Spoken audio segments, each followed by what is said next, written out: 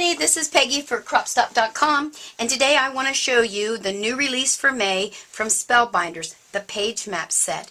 You're going to get 10 different templates in here. I actually call them dies, but they call them templates. We'll call them templates today.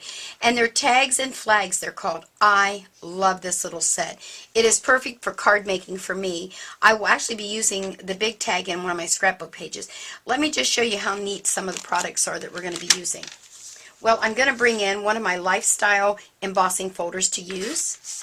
And let's see, what else have I got here? Oh, make sure you get a score buddy. If you don't have one of these, I'm telling you, it is the greatest little thing when you're doing cards to get your I want to call it a seam, but it's not a seam, a fold. Absolutely perfect. This is my little awesome friend here.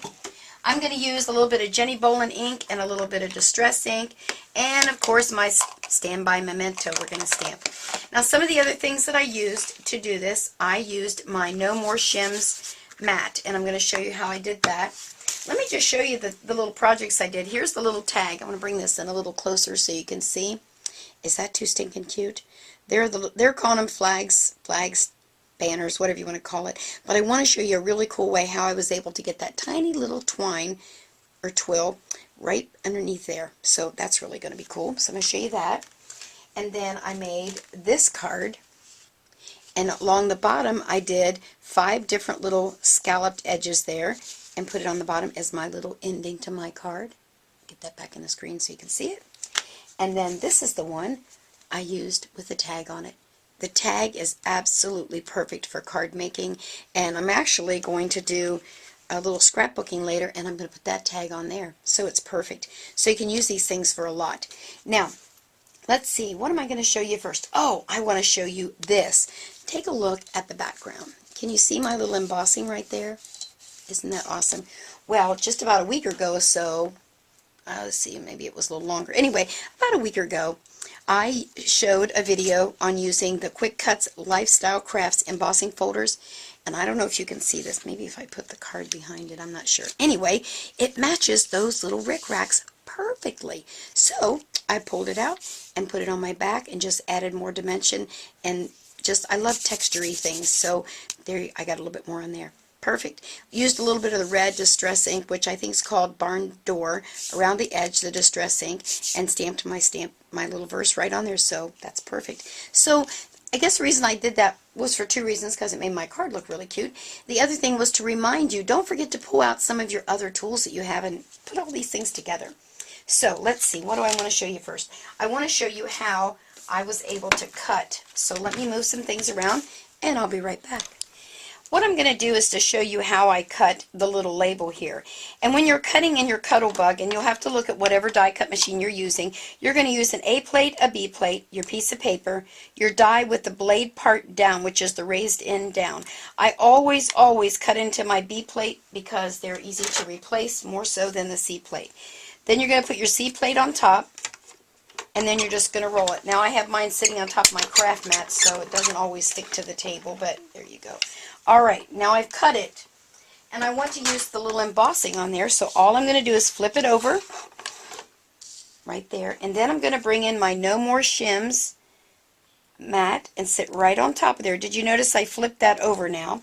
And then I'm going to bring in a B plate and lay right on top, and then we're going to roll that through there. And because my Cuttlebug won't stick to my mat here, I have to give it a little push. There we go.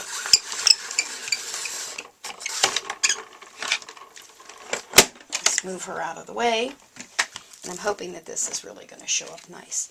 Let me bring this in for you. So I'm going to pop this out and just pop that, and then can you see that little raised edge on there? Right there. It's just perfect.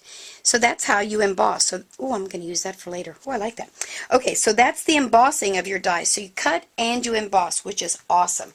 And if you will use this No More Shims mat, I'm telling you, it's perfect every time. Now, what I want to show you is how I was able to get my little piece of baker's twine through the edge of my little flag. Let me bring that back around here. Here we go. I just poked this teeny weeny hole. Let me get it back in the camera there. Right there, and you're saying, well, how on earth did you get that? You're going to love this. You may already know, but go with me anyway. Alright, so I don't have a punch that is small enough. So I get these push pins, and this is some of that foam that you get all your little brads in. So I'm going to pick out where I want to put my little piece of twine, we'll say right there, and give it a little twirl. Then here is the secret weapon, dental floss. I know, I don't use this particular kind, but you know, it's perfect because look, it has a loop on the end, and so I'm using this kind of like a needle. So I'm going to put my baker's twine through there. Let's make sure you can see what I'm doing. And then I'm going to bring this up here so you can see. Okay, I'm going to thread it through. Voila! Is that like too stinking cool or what? I was so happy when I learned that little technique, and I've done it for so many years I can't give the person credit who taught me, but thank you whoever you were. So there you are. So you can even do a little tag that way. So that's everything I have to show you with these. Of course, there is so much more that you can do with these dies. I'm telling you, they're just wonderful, wonderful. I'm really loving those little flags. I just love them. What'd really be cool, oh, I just thought, we could stamp letters. So you could make enough of these to do the child's whole name or happy birthday or celebrate or whatever. So make sure to get over there right away to CropStop because May 1st is the new date to release these new Spellbinders, page maps, flags, and tags. And make sure to tell them Peggy sent you. Bye.